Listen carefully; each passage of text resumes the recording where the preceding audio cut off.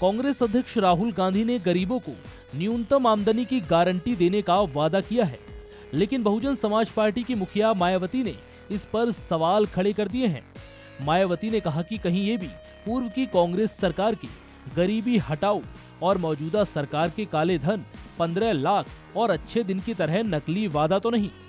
मायावती ने कहा कि कांग्रेस और बीजेपी दोनों फेल हो चुके हैं और एक ही सिक्के के दो पहलू साबित हुए हैं।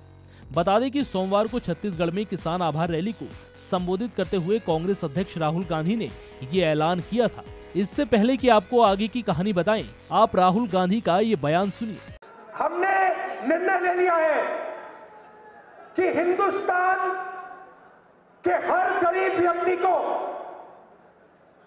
2019 के बाद कांग्रेस पार्टी वाली सरकार गारंटी करके न्यूनतम आमदनी देने जा रही है। इसका मतलब मिनिमम इनकम गारंटी, मतलब हिंदुस्तान के हर गरीब व्यक्ति के बैंक अकाउंट में कम से कम न्यूनतम आमदनी हिंदुस्तान की सरकार देने जा रही है। मतलब हिंदुस्तान में ना कोई भूखा रहेगा, ना कोई गरीब रहेगा। और ये हम छत्तीसगढ़ में करेंगे, मध्य प्रदेश, राजस्थान, हर प्रदेश में करेंगे।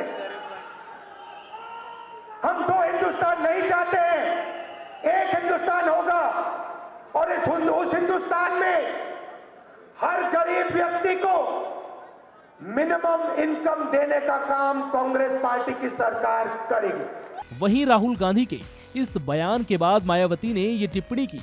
वहीं राहुल गांधी की इस घोषणा के बाद बीजेपी ने भी कांग्रेस पर हमला बोला है। बीजेपी ने कहा कि पहले कांग्रेस शासित मध्य प्रदेश, छत्तीसगढ़ और राजस्थान में कांग्रेस इस योजना की शुरुआत करे। राहुल गांधी के इस बयान के बाद बीजेपी और बीएसपी ने कई सवाल खड़े कर दिए हैं। उत्तर प्रदेश की पूर्व मुख्यमंत्री मायावती पहले भी कांग्रेस और बीजेपी को एक ही सिक्के का दो पहलू बताकर दोनों दलों को गरीब और दलित विरोधी बताती रही है। वहीं आगामी लोकसभा चुनाव के मद्देनजर कांग्रेस पार्टी जिस विजन डॉक्यूमेंट पर काम कर रही है, उसमें न्यूनतम आय गारंटी योजना पर भी विचार हो रहा है।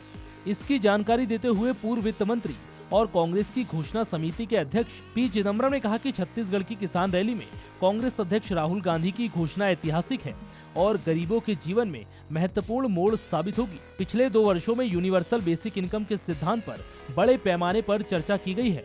अब समय आ गया है कि हमारे हालात और हमारी जरूरतों के मुताबिक इस सिद्धांतों को अपनाया जाए और इसे गरीबों के लिए लागू किया जाए।